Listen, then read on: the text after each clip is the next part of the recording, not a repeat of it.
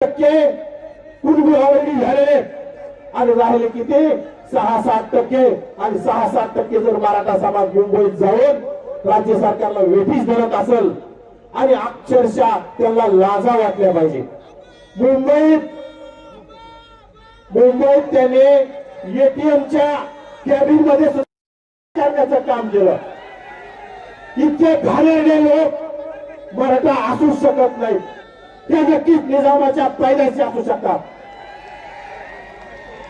कारण ह्या लोकांनी मुंबई घाण करण्याचं काम केलं आणि ह्या मुंबई घाण करण्यासाठी तुमच्या मतदारसंघाचा डंगरा आमदार यांनी 25 लाख रुपये त्या जरांगेला दिले।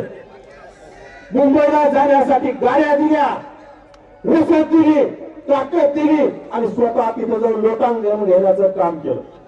ज्यांनी मतदान केलं असेल त्यांनी आता प्रायश्चित्त करावं आणि ह्या डंगऱ्या आमदाराला पुन्हा त्याच्या कुटुंबातील त्याच्या खानदाराचं पुन्हा कोणी आमदार होणार नाही याची आतापासून आपल्याला तयारी करावी लागेल।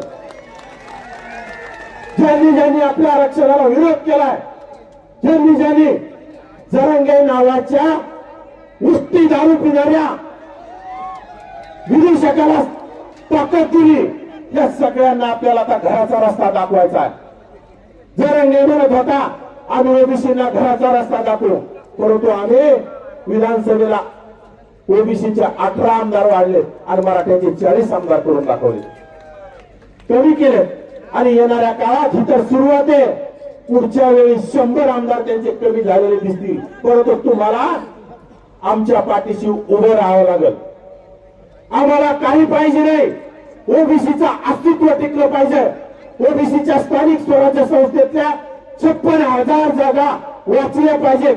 आपला ग्रामपंचायत सदस्य झाला पाहिजे, आपला सरपंच झाला पाहिजे राखीव जागेवर, आपला पंचायत समिती सदस्य झाला पाहिजे, आपला पंचायत समितीचा सभापती झाला पाहिजे, आपला जिल्हा परिषदेचा सभापती, जिल्हा परिषद सदस्य, जिल्हा परिषदेचा अध्यक्ष, नगरसेवक, नगराध्यक्ष, महापौर जे पूर्वीप्रमाणे आपले झाले पाहिजे। परंतु या भामट्यांनी त्याच्या विरोधात षडयंत्र केलंय आणि आपले प्रतिनिधी सभागृहात स्थानिक स्वराज्य संस्थेच्या सभागृहात जाणार नाहीत याची काळजी करून जरांगे नावाच्या माणसाला समोर केलंय, परंतु आता ते षडयंत्र आपल्याला सर्वांच्या ताकदीनं हाणून पाडायचंय।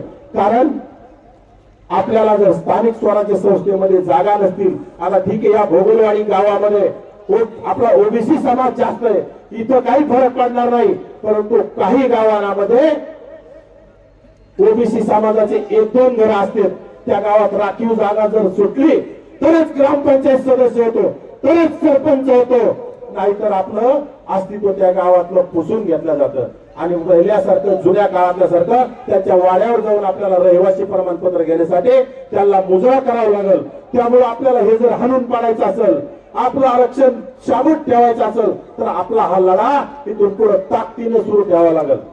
तर माझं तरुण बांधवांना विनंती आहे की सोशल मीडियाच्या माध्यमातून आपल्या नेत्याविषयी गरज ओळखल्या जाते, आपल्या दैवतांविषयी गरज ओळखल्या जाते। आपले नेते छगनरावजी भुजबळ साहेब असतील, पंकजाताई असतील, धनंजय मुंडे असतील, लक्ष्मणराव असतील, माझ्यासारख्या कार्यकर्त्याच्या बाबतीत असाल, सोशल मीडियाच्या बाबतीत अतिशय खालच्या पातळीचं लिहिलं जातं। आपल्या तरुणांनी सुद्धा जशा तसं आता सोशल मीडियाच्या माध्यमातून उत्तर देण्याचं काम करावं। खरंतर भोगलवाडीच्या तरुणांचा मला अभिमान आहे। काल त्यांनी बॅनर फाडलं, तो त्या बॅनर फाडल्याच्या नंतर संध्याकाळी अंधारात फाडलं चोट्ट्याने, परंतु आपल्या तरुणांनी दिवसा ढवळ्या त्या बेवड्याचे बॅनर काढून फेकण्याचं काम केलं। सलाम आहे मला त्या भोगलवाडीच्या तरुणांना। अरे फेकलं पाहिजे होतं, कारण की तुम्ही आमच्या दैवताचे बॅनर फाडत असाल, हा कोणता आहे 5वी नापास उष्टी दारू पिणारा, तो काय संत म्हणतोय काय? आणि खरं तर आपल्या संतावर, आपल्या शास्त्रीवर सुद्धा यांनी आरोप केले, परंतु आम्हाला तुमची यासारखी शिकवण नाही। यांनी सुद्धा यांचे संत महंत त्या 5वी नापासाच्या जवळ जातात, 5वी नापासाचं स्वागत करतात, त्यावेळी तुम्हाला काही वाटत नाही। आमचे धनंजय मुंडे भगवान गडावर जाऊन शास्त्रींचं दर्शन घेतलं तर तुम्ही शास्त्रीवर आरोप करता, परंतु तुमचा महंत दवाखान्यात जाऊन त्यांची भेट घेतो, पण त्यावेळेस तुम्हाला काही वाटत नाही का? लाजा वाटल्या पाहिजे दुसऱ्यांना नाव ठेवताना. कुठल्याही गोष्टीहून काही करत राहायचं, काही बोलत राहायचं, ते येणाऱ्या काळात खपून घेतल्या जाणार नाही.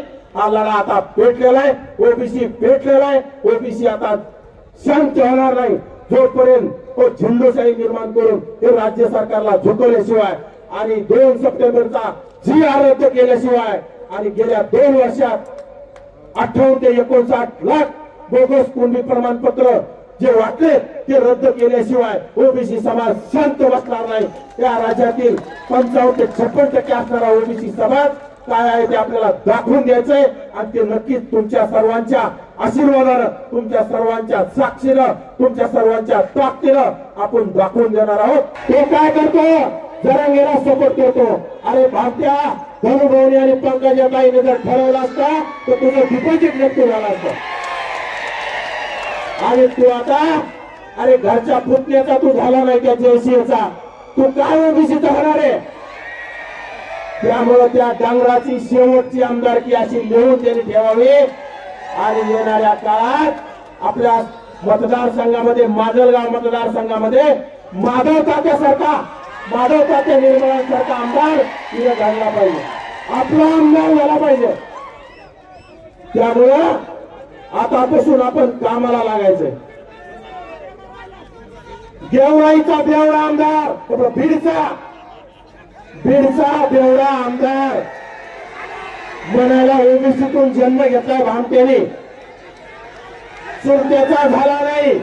ज्या चुलत्याच्या जीवावर मोठा झाला त्या चुलत्यासोबत गद्दारी केली त्याने आणि आता त्या जरांगेच्या पाया पाडण्याचं काम करतो.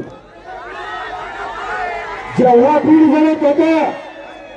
बीड जळत होतं त्या संदीप क्षीरसागराचे लेकरं त्या घरात जळून गेले असते, परंतु ते लेकरं तेथील मुस्लिम समाजाने वाचवण्याचं काम केलं. पण हा हरामखोर त्या जरांग्याच्या पायापाशी जाऊन लोटांगण घेण्याचं काम करतो. आष्टीचा कळा करायला तो आष्टीचा जब्या, तू आष्टीचा जब्या मुंडे साहेबांमुळे त्याला राजकीय जीवनदान मिळालं भामट्याला. आणि आता पंकजाताई आणि धनुभाऊ निवडून आला आणि त्या भामट्यांनी जात दाखवण्याचं काम केलं.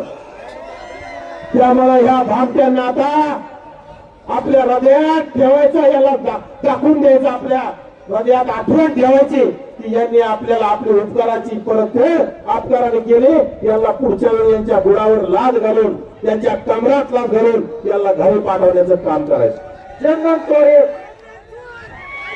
चंदनचोर तो हरामखोर चंदनचोर खासदार तो काय वगैरे करतो भामट्या. आमचं चुकलं, आमच्या काही ओबीसीचं चुकलं. त्या चंदनचोराला कुठलंच काही कळत नाही, त्याला मतदान केलं आणि त्याला खासदार करण्याचं काम केलं. परंतु त्या बजरंग्याला आपण दाखवून देऊ, येणाऱ्या काळात तो चंदनचोर पुन्हा खासदार काय जिल्हा परिषद सदस्य सुद्धा होणार नाही, याची आपण पूर्ण तयारी करून घेऊ. त्यामुळे आता जागं राहायचंय. रात्र वैराची ओबीसीच्या आरक्षणावर वारंवार त्याला घालण्याचं काम प्रत्येक राज्यकर्ते करतायत. आज 3 सप्टेंबर रोजी सुद्धा GR काढण्याचं काम झालंय. त्यामध्ये सुद्धा ओबीसी मध्ये घुसखोरी करण्यासारखा GR काढला. त्या GR ला विरोध करण्यासाठी आपल्याला आता येणाऱ्या काळात ताकदीने रस्त्यावर लढाई लढावी लागणार आहे. 11 वर्षापूर्वी मी देखील द सिक्रेट पुस्तक वाचलं आणि माझ्या मॅनिफेस्टेशन जर्नीला सुरू केलं. बरेच पुस्तक त्याच्यानंतर मी वाचले, पण मला एक लक्षात आलं की या पुस्तकांमध्ये नॉलेज तर खूप सुंदर दिलंय, पण प्रॅक्टिकली ते इम्प्लिमेंट करता येत नाही. बरेच लोकांनी ट्राय केलं आणि त्यांना समजलं नाही. पण मित्रांनो, मी हा कॉन्सेप्ट क्रॅक केलाय. वेल फ्रेंड्स, माझं नाव आहे बिलियन